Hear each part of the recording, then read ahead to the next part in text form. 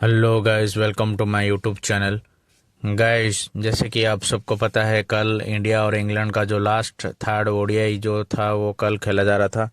और कल जो मैच हुआ था वो नरेंद्र मोदी स्टेडियम में अहमदाबाद में हुआ था। तो कल गाइस, जैसे कि आप सबको पता है, लास्ट टाइम इंडिया यहाँ पर जो खेला था मैच वो WC मतलब वर्ल्ड कप का फाइनल मैच था, जो कि इंडिया बुरी तरह से हार गया था ऑस्ट्रेलिया के हाथों। और सभी फैंस का सपना यहाँ पर टूट गया था, क्यों ना इंडिया लगातार वो 10 मैच जीत कर आया था फाइनल में। सबको ये उम्मीद था कि इंडिया इस बार वर्ल्ड कप जरूर 2011 की तरह वो जरूर वर्ल्ड कप जीतेगा, लेकिन नहीं जीत पाया था। वो लास्ट टाइम ये अहमदाबाद स्टेडियम में हुआ था मैच। लेकिन कल हमें एक अच्छा मैच देखने के लिए मिला गाइस। और जैसे उम्मीद था कि रोहित शर्मा और शुभमन गिल और विराट कोहली, श्रेयस अय्यर ये सब फॉर्म में आएंगे, KL राहुल ये सब फॉर्म में आ जाएंगे चैंपियंस ट्रॉफी से पहले। उसी तरह हमें देखने के लिए मिला गाइस। जैसे कि कल ये भी था कि कल हम जो पिछले वाले वीडियो में हमने बात भी करा था कि इंग्लैंड इस मैच को जरूर जीतने के लिए कोशिश करेगा, फाइट बैक करेगा। लेकिन कल इंग्लैंड इस तरह का जो परफॉर्मेंस था वो हमें उम्मीद नहीं था इंग्लैंड से। लेकिन कहीं ना कहीं तो इंग्लैंड ये मैच को जैसे कि जीतने के लिए आई थी, लेकिन वो जीत नहीं पाई और इंडिया एक फेमस विन करा। लेकिन पहले हम बात कर लेते हैं कि इस मैच के रिव्यू के ऊपर बात कर लेते हैं। इस मैच में जैसे कि हम कल बात कर रहे थे कि जो भी टॉस विन करेगा वो कहीं ना कहीं पहले बॉलिंग करेगा, तो उसी हिसाब से हुआ।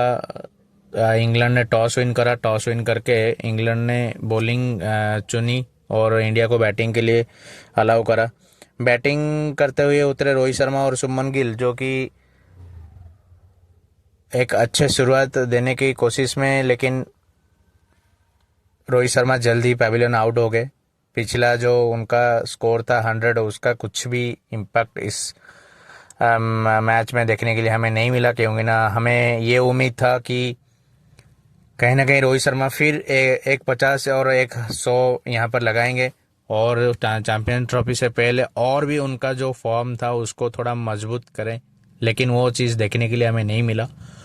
उसके बाद रोहित शर्मा आउट होने के बाद मैकवुड ने उनका विकेट लिया, जो कि फील्ड शॉट ने कैच पकड़ा। लेकिन उसके बाद कोहली आए। कोहली पहले ही बॉल से लय में दिख रहे थे। उनका जो बैटिंग पहले जब जैसे वो कॉन्फिडेंस होकर बैटिंग कर रहे थे उसी हिसाब से हमें देखने के लिए मिला। और सुमन गिल और कोहली जो कि भारत का पारी को संभालने लगे, और कोहली के बैट से अच्छा रन निकलना स्टार्ट हो गया। सुमन गिल तो पहले से ही फॉर्म में थे, तो उनका फॉर्म दिख रहा था, जो कि मैच जैसे जैसे आगे बढ़ा, जैसे जैसे आगे चला मैच, तभी सुमन गिल का जो क्लास परफॉर्मेंस है वो देखने के लिए हमें मिला। शुभमन गिल और कोहली के बीच में जो पार्टनरशिप रहा वो 122 रन में तो उनका विकेट गिरा कोहली का। लेकिन शुभमन गिल और कोहली का जो पार्टनरशिप रहा वो 116 रन उनका रहा, जो कि 107 गेंद पर।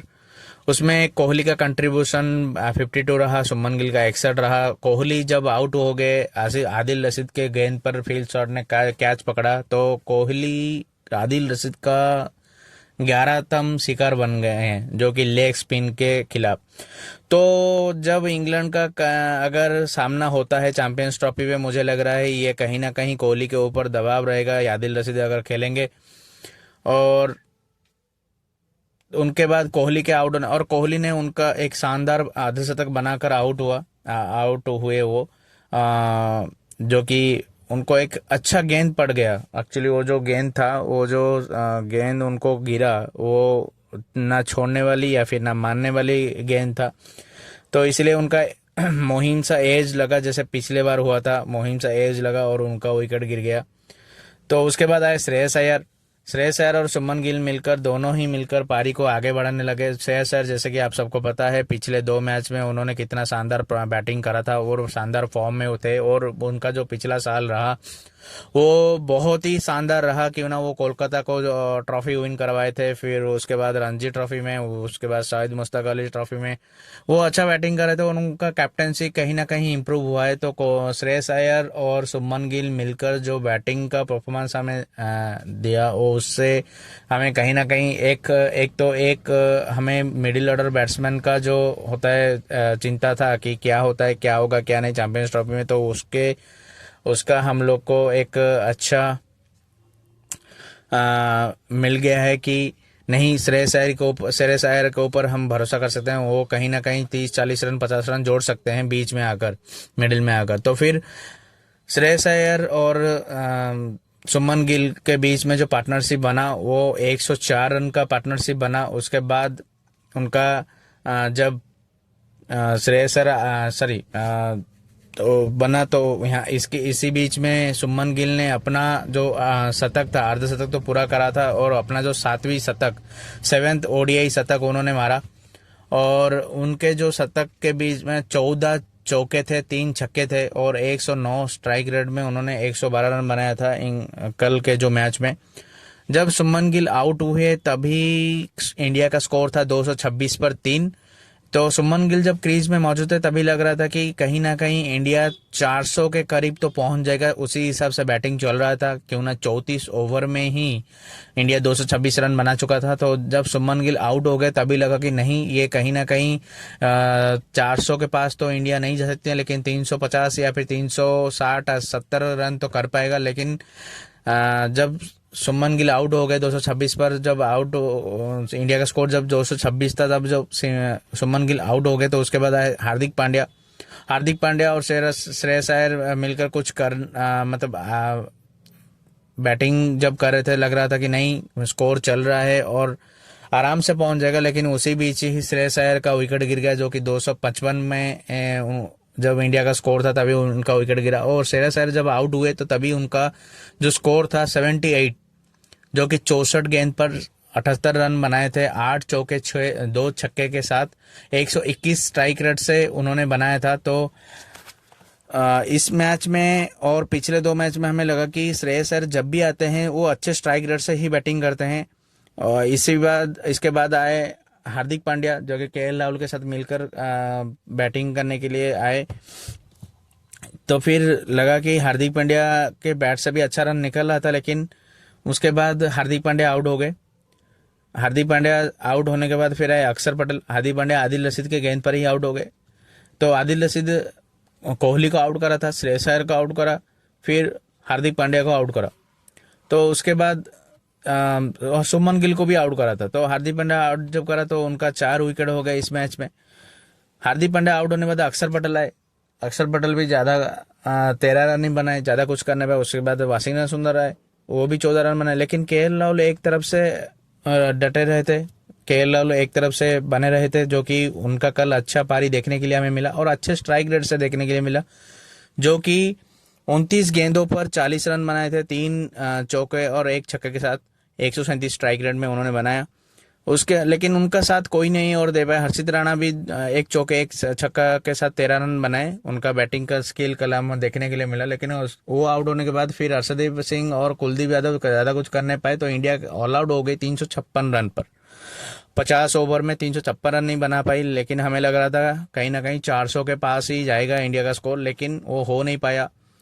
इसी बीच जो इंग्लैंड का जो बॉलिंग था वो तो सभी को मार पड़ा। लेकिन उनका जो wicket, Saqib Mahmood 1 wicket, Mark Wood 2 wicket, Gus Atkinson वो भी 1 विकेट, रूट 1 विकेट लिए। आदिल रशीद को 4 विकेट मिला, लियांग लिविंगस्टन को कुछ भी विकेट नहीं मिला, जो कि वो काफ़ी रन खर्चा करे। 8 ओवर में 57 रन दिए। लेकिन रन को पीछा करते हुए जब इंग्लैंड की टीम उतरी, इंग्लैंड का आप सबको पता होगा कि दोनों मैच में, पिछले 2 मैच में उनका जो पार्टनरशिप था, जो ओपनिंग पार्टनरशिप था उनका बहुत शानदार था। और इसी मैच में वही चीज़ ही हमें देखने के लिए मिला। बेन डॉकेट और फिल शॉट, जो कि बहुत अच्छी शुरुआत दिए इंग्लैंड को। और उनका जब पहला विकेट गिरा तभी उनका 60 रन पर पहला विकेट गिरा, तो जो कि 6.2 ओवर में ही 60 रन बन गया था। तो आप सोच सकते हो कि कितना तेजी से ये रन जो स्कोर है जो चला।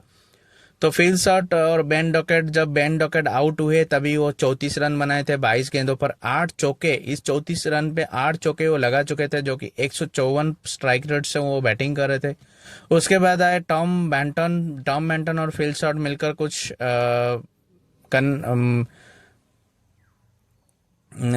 कुछ आगे रन बनने वाला था, तभी अर्शदीप सिंह ने फील्ड शॉट को आउट करवा दिया, जो कि 80 रन पर उनका विकेट गिर गया, सेकंड विकेट। तो उसके बाद जब 8 ओवर 4 रन में इंग्लैंड का स्कोर था 80, देन उसके बाद टॉम बैंटन और जो रूट मिलकर पारी को आगे लेकर गए। लेकिन आगे चलने के बाद फिर जब टीम का स्कोर था 126, तभी टॉम बैंटन को कुलदीप यादव ने आउट करा, जो कि कुलदीप यादव को कल एक विकेट मिला। लेकिन जब टॉम बैंटन आउट हो गए, रूट और हैरी ब्रूक मिलकर पारी को संभालने लगे थे, लेकिन उसी बीच आ गए हैरी ब्रूक और जो रूट जब बैटिंग कर रहे थे, उसी बीच जो रूट का विकेट उनका गिर गया, जो कि 134 रन पर उनका विकेट गिरा। बहुत कम रन पर ही 3 विकेट से 4 विकेट हो गया था इंग्लैंड का स्कोर, जो कि 134 पे 4 था। और उनका विकेट अक्षर पटेल ने लिया, जो कि उनको बोल्ड कर दिया था। उसके बाद जॉस बटलर और हैरी ब्रूक मिलकर जो बैटिंग करने के लिए आए, लेकिन उसमें हुआ ये कि लगा था कि हैरी ब्रूक और जॉस बटलर कहीं ना कहीं इंग्लैंड को बहुत आगे लेकर जाएंगे, लेकिन वो हो नहीं पाया। जॉस बटलर आउट हो गए 154 रन पर, उनका विकेट गिरा। जब 154 रन था उनका विकेट गिरा, हर्षित राणा ने उनको आउट करा बॉल करके।